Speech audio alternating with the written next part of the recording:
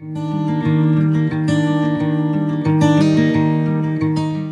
everyone, this is Neil here on the Wasted Paper channel, bringing you another fountain pen review. This time we're looking at a pen from Platinum, and we're just going to go straight into this one because it's long overdue. This is my first review on really a flagship model from them. This is the 3776. This is actually the North American exclusive colorway from, I believe, 2023. It's called Sands of Komodo. As far as the box goes, really nothing flashy here. I did buy this secondhand. I don't usually do secondhand pens on my channel, but this is one I wanted for a long time, and it's really the colorway that I think makes this pen so special to me. But as far as the box goes, at least here, there's not even a sleeve or nothing, just really standard with the packaging. On the inside, we have the pen, and underneath this, it also comes with a warranty card, which I don't know how long their warranty is for. Oh, right here. 1 year from the date of purchase, but I bought it secondhand, so I don't believe that's still valid. Came with this thing, just has the information about the pen, a cartridge, and a user manual. I have to give them credit that the nib decal is pretty dang clean, and who doesn't love the heart breather hole? Straight out the gate, I hope you can tell why I wanted this colorway. There's a lot of 3776s out there. Predominantly the baseline version is just solid, but they've done quite a few demos or demonstrators, if you will. This one is the one that just does it for me though. I absolutely love this colorway. It's just, oh, it's so good. It's a blue, but it's like got some teal to it. It gives you some green vibes a bit. I just really, really like this, and I actually just think the colorway in general would work on probably any pen. Plus the pairing with this trim, okay, really good. I have been using this. Like I said, I bought it secondhand, so I've been using it prior to this review just so I was a little bit more versed. To give you some information about the line itself, something I wasn't familiar with. I actually thought the model was called the 3776, and it's not. It's called the Platinum Century 3776, or it could be 3776 Century. In my research, I found out that they named this the Century because it was launched roughly around their 100-year anniversary, and that's the model, not the specific colorway. So they named it the Century. And then this specific colorway is called the Sands of Komodo, which is based on the color of the Komodo Island. I believe that's in Japan. The ocean is really this color, and then the sands are pink. That's why they did this like rose gold trim. I think they really knocked this colorway out of the park, and truthfully, I don't know that they'd ever do it, but if this trim was like a pink just like that sand picture, oh my god, this pen would just be unreal good. As far as the details of the pen, you have a rounded top and bottom finial. You have their clip, which I'm used to seeing on pretty much all of the 3776s. I don't know that they've ever swayed or changed from it. It's fairly easy to actuate once you get under it. Is it easy to get under from the front? Not so much, just because that rounded tip there, but from the sides, it's really not hard at all. Down from that, you have their band, which I have to give them credit. I think it looks very clean. I think that about most Japanese bands, though. It says 3776 Century Platinum made in Japan. Down from that, you just have one more trim ring right here. That is just for aesthetics. This back piece does not unscrew or come off or anything like that. As far as uncapping the pen goes, it takes 1.5 rotations, which is pretty good. And you'll notice that liner on the inside of here. I can actually even show you this up close. This pen uses their slip and seal cap, and this is really easy to see in the demo. This plastic cover right here has a spring at the top. As you screw the pen into the cap, it's going to get that plastic to meet the grip section, and you'll see it seal here. It kind of rotates and gets that plastic to seal tightly on that grip section. What that's doing is giving you an even tighter seal than just a cap will, and it just helps prevent dry out. I believe this is patented by them, or at least this version of it. I'm not totally sure, but they do have a name for it. It does work really well, I can say, and getting to see it showcased properly in this demo pen is pretty dang cool. For those curious if the pen posts, it does post, and it posts securely. I actually would say this pen posts pretty dang good beyond the secureness. It actually has a really good balance, and I don't think the pen gets too long posted either, so I am happy with the posting of this. When it comes to the grip section, this is pretty similar to most Japanese grip sections. Let me actually grab my custom 823. Yeah, it actually looks like the grip section is just the tiniest bit shorter than the custom 823. It honestly feels pretty dang similar, at least with diameter, but I'm surprised to see there's a decent difference. Nothing I think you're going to notice in practical usage, but there's a good example. I think a lot of Japanese grips, though, tend to be that kind of size. They just, at least in my experience, tend to be a little bit slimmer when it comes to length. As for the back piece right here, there is a step down from that to the threads, but all of this is plastic and there's maybe some friction here, but nothing that's uncomfortable at all. And as far as the grip section, their flare out is there, but I mean, it's so minor. Honestly, this pen in general is pretty lightweight though, and the only reason I mention that is I just don't think you're going to be slipping forward on here. I don't feel any reason to. I have pretty firm grip on this material. It doesn't feel like it's going anywhere. And then one thing I know they get a lot of praise for is their nib. The aesthetic of it looks fantastic. I love the double lines up here, and this is actually stamped, so you actually get some really good details on here and super clean lines. Oh, one other detail, that 3776 is actually the height of Mount Fuji, is what I read online in my research. The P stands for platinum. This is a 14 karat nib. Mine came in fine, and then at the bottom of that it says 585, which should be your gold stamping. Last bit of details is they do have a heart breather hole, which looks fantastic. And then I believe these are plastic feeds. I don't believe these are ebonite, but I don't see any issue with that at all, especially on this pen. I think you're really buying it for the top part, the nib. One thing I noticed too on this pen, let me grab another example. Even when compared to the custom, I want to point this out, I feel like the platinum nib is like very flat on top. Not to say like other pen nibs are not flat up there, but there's more curvature I feel like on almost any other nib. When I look at the platinum nib, I mean, they are flat. And you really see it the most, probably at the tip section up here. Look at that. I don't know. It's something I noticed right away when I got mine out of the box. That is how it's supposed to be, don't get me wrong. There's not an issue with this. I'm just pointing out the differences. One complaint I saw online about these pens, and not specifically this one, but just the Century line in general, is they're cartridge converters and they come with the cartridge, but they don't come with a converter. I did have to supply my own here. Mine is silver, so it doesn't even match. I believe I can get this in a matching trim. It's just, that's what I had. And their converters are not cheap. I'll get into pricing later, but to spend the extra when you're already in the, 200, now 300, 400 range, it's just kind of like, I don't know, that part kind of sucks, to be honest with you. Mine is already inked, and you'll see that in just a moment.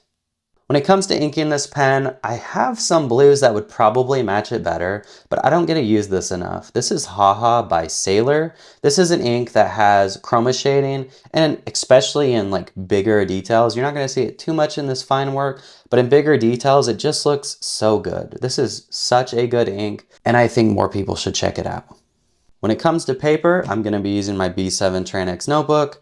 This again has my leather cover from Long Road Leather. I'll have links in the description for this and anything I talk about in this video, except maybe the pen. I mean, it's older now, so good luck finding it. But anyways, yeah, check out the description for links down below.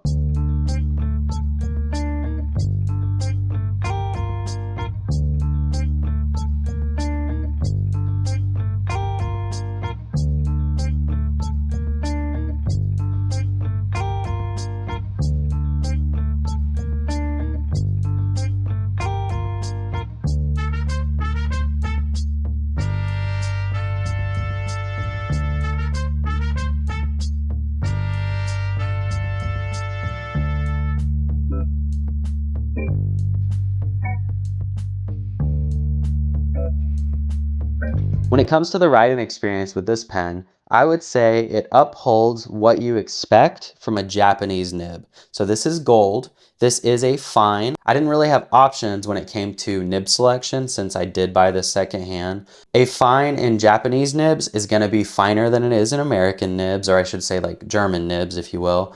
So this fine writes pretty much like an extra fine, or at least what I'm used to an extra fine would write like. I don't necessarily have an issue with this, But with Japanese nibs, and it applies here, there's just a bit more friction. So adding in that extra fine line plus the friction, this is something I had to get used to. I really did not love it when I first started to use it. Now I'm a lot more accustomed, and I have to admit I do like it, but I would still prefer a medium or a broad nib.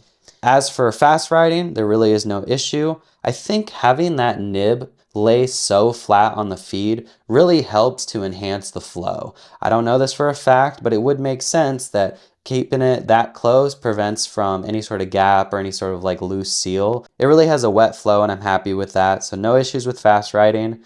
There is a tiny bit of line variation. I think this would be more noticeable if I had a more broad nib. Nothing crazy, again, that is a Japanese style thing. You can get variation, but it usually doesn't tend to be such a big variation.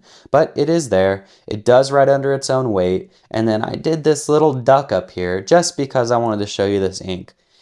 I don't know how well it's going to pull up on camera because this is something you really need to capture in person, but I love this ink. I really wish I used it more, or it was more practical to use. It's just such a good color, and yeah, I just wanted to make sure to show something extra with that.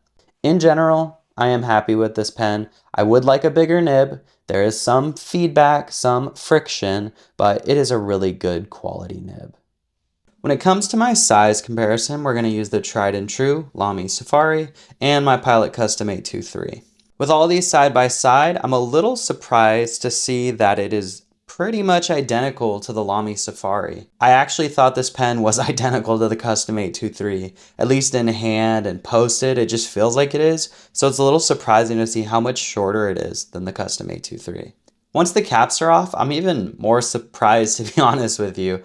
I feel like this pen works really well without the cap posted and on it. But looking here, this is actually a pretty small pen compared to the other two. So a bit surprising, doesn't feel that way in hand. And then posted, I mean, I have to give them credit. I honestly didn't realize this. So the Custom A23 is the pen I reference all the time for the perfect post, but really this Platinum is up there with it. It remains to be the smallest one here once posted, but I mean those proportions are fantastic. I just think this fits in the hand so well.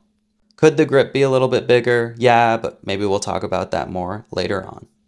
When it comes to the price of the Platinum 3776 Sands of Komodo, I think this is going to be kind of a touchy subject.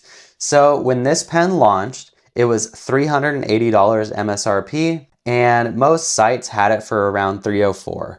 When I got into pens or got into more luxury pens, I really wanted this at that time, but it was just too much. I just couldn't justify it. I didn't know what pens were like at that price range, so I didn't make the move on it. I ended up getting this one secondhand from Dromgoole. They had it pre-owned, and I think they listed it as near mint or something like that. So they mentioned it was used, but it looked pretty good. I got it from them after shipping for $230. So I actually saved $70. Yes, the clip has just a tiny bit of scuffing, but I think for the $70 price difference, I'm really happy. And what's almost ironic and not so funny is the price of the 3776s now. The base version of the Century model, those retail for around $300 now. Some sites have it even higher. I'm just basing it off of Endless, but I saw Yoseka had it for like $344, which is a pretty big price jump for your base models that are not exclusive or limited in any way. It just, a lot of price changes happened in the last few months. They also came out with a new version called the version 2.0. That one retails at $480, and it's a demo pen. That's rough. The reason I say that's rough isn't because it doesn't look great and they didn't do enhancements, but these are injection molded, I'm pretty sure. These are really like acrylic plastic, if you will. And I'm sure for the most part, they're kind of done in machines, not by hand. So $480 is just, I don't know. I would love to try that. If you guys want me to save up and get that, let me know. I would love to check that out and maybe do a comparison, but $480 is, it's steep. Almost all pens are more expensive right now, and it's just, I think we're all kind of feeling it. So I am happy with what I paid here. I'm not regretting that at all, but that is expensive now, so just bear that in mind.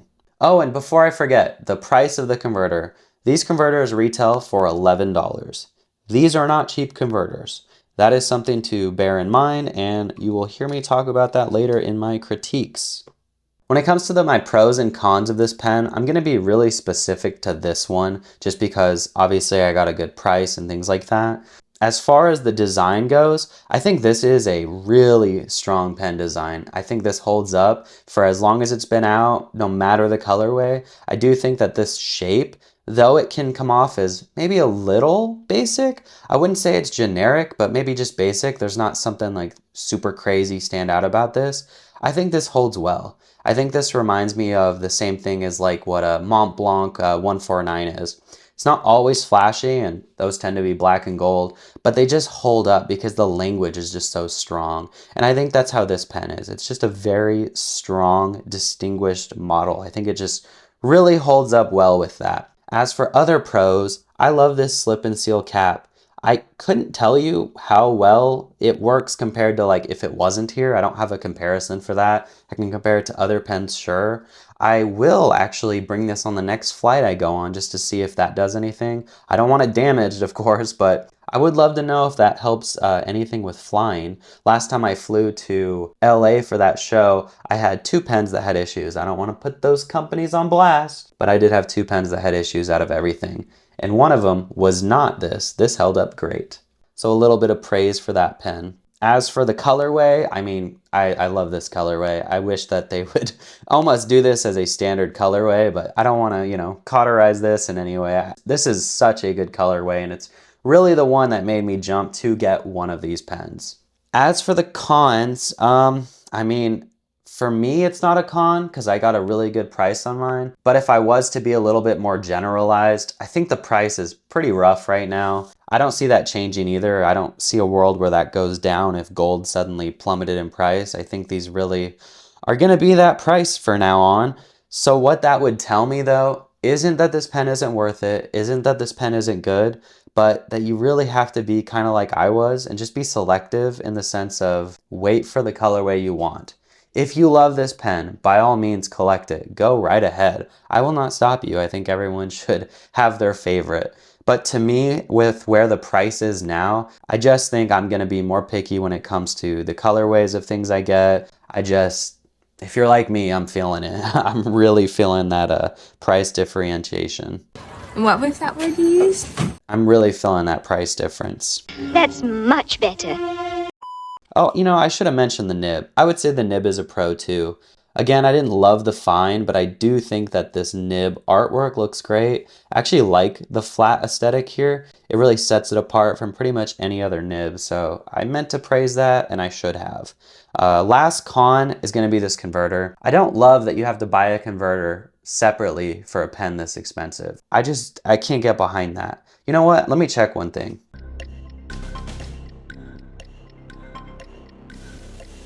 So I was curious and I did go and check. The version 2.0 does come with a converter. That pen is $480 though, so I mean, it better. So I don't know. I guess I wanted to make sure. A con of these like smaller ones is that they don't. And I don't know if the other limited editions that have come out since do, like the Blue Jay or any of the Shape of Heart ones. They may, so don't, you know, obviously read the description and check that out. I just know that their base version of these, the base colorways, don't.